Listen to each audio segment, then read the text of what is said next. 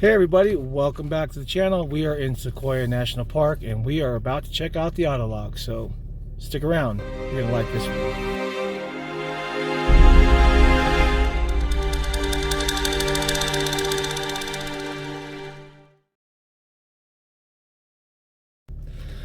Hey everybody, welcome back. We are on the Crescent Meadow Road, which leads to Crescent Meadow and Morrill Rock. And as you can see in the sign there, we are going to check out the autolog. This dates back to 1912, if I'm not mistaken. This log was used, it's a fallen redwood. I do believe it fell in 1917. And back in the day, there it is. We're gonna drive up into the lot. You could back your car down on top of that log, come down here, take a picture of your car, or take a picture of your car from the upper parking lot, which we will drive up to in a second, on that log, and then you had a memory. And thanks to my dad, when I was 14 years old, I actually have a picture of my 1980 Dodge D50 on this log. This is the root system of a giant sequoia. I'll give you a little more information on a better subject, but you can see right here that in the center of the camera, that is the center of the tree. So technically what you're seeing from this particular tree is only half of the exposed root system.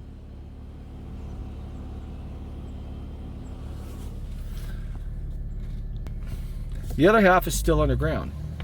So let's drive the road and we'll check out the autolog.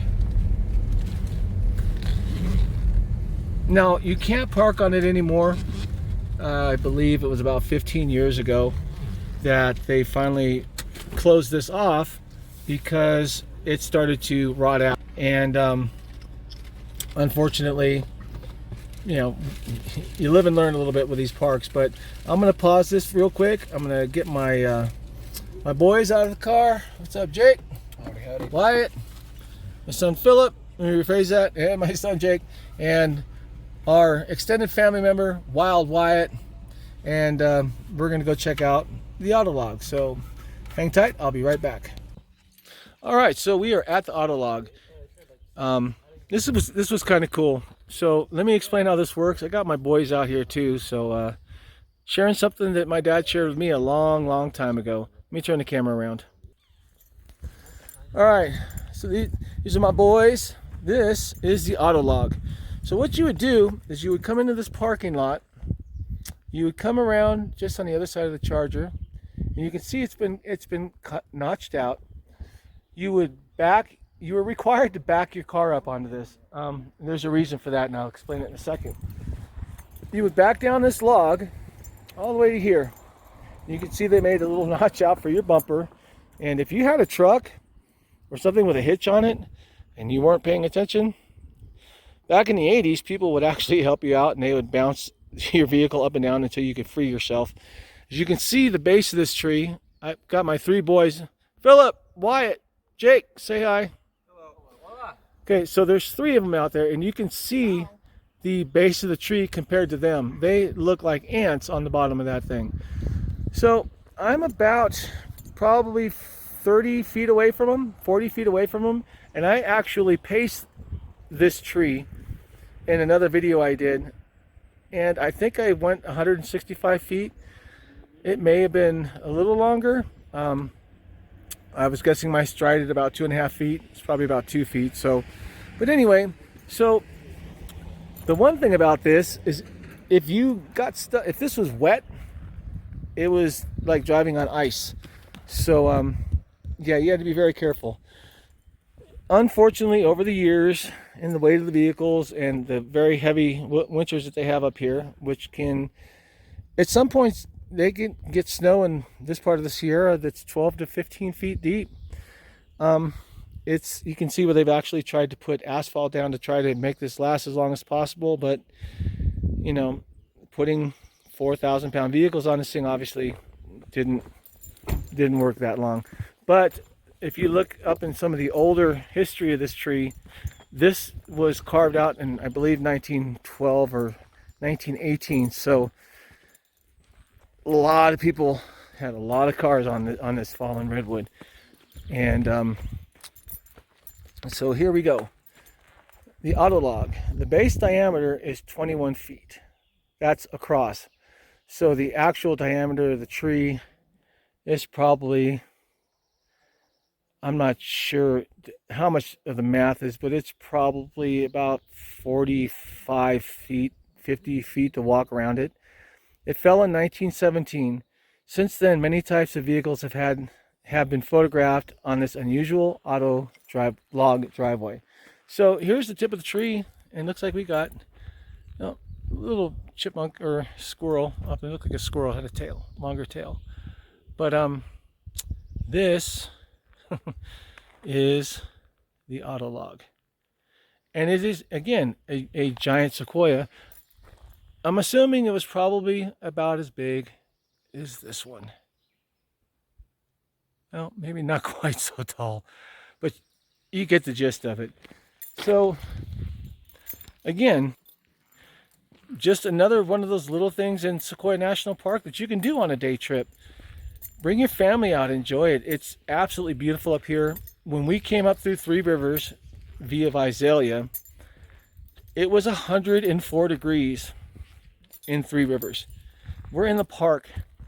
It is 72 degrees under this beautiful canopy, whoops, wrong way, of trees. There's a nice little breeze going, and it's amazing. Come up here for a day. If you really want to do it, the best way to come up and really spend a good day here in Sequoia National Park and see, you can't see everything in this park in a day. It is just, there's so much to see. Go down to Three Rivers. You got the Sequoia Lodge. I do believe they're about $79 to $89 a night. They're 3 miles away from the park entrance. Show up on a Friday, check into the Sequoia Lodge or any of the other hotels that you may want to check into. Get a very early start on a Saturday. I would say probably head up the hill about 7 a.m. In the morning when it's cool, you'll have a good chance of seeing bear, or let me rephrase that, not in the lower elevations, but deer. And if you stay up here all day, we're going to stay up here until the sun goes down. I did a very long video where I put all of these videos together as one, and it's very long. But my dad's ashes are spread in Crescent Meadow, and I'm going to do a little surprise video. I mentioned it in an earlier video. We're going to do something to help hopefully protect these parks for a long, long time to come.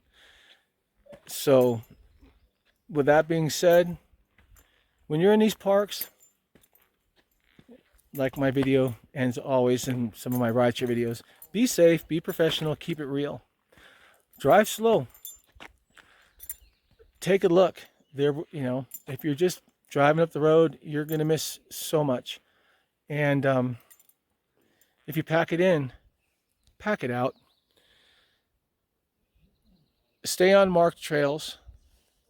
We want to preserve these beautiful parks for, like you can see in this video, my boys and my grandson, who unfortunately is 8 months old and didn't make it on this trip, but next time I'm going to get him up here, and his kids and their grandchildren and so on and so forth. Like I said, we're going to do something pretty special in this sequence of videos, and I hope you check it out. I hope you enjoy it. Do not leave marked trails. Anytime you step somewhere that's not a trail and you kill a plant, you leave a footprint or a scar that's going to last for years before it recovers. Let these parks leave a footprint in your heart and the hearts of your children and your grandchildren and their children and grandchildren and so on and so forth. Take care of these beautiful, beautiful parks and share them with your family. They'll be here. if we take care of them. Tread lightly. If you pack it in, remember to pack it out. Until next time, thank you for watching and enjoy Sequoia National Park.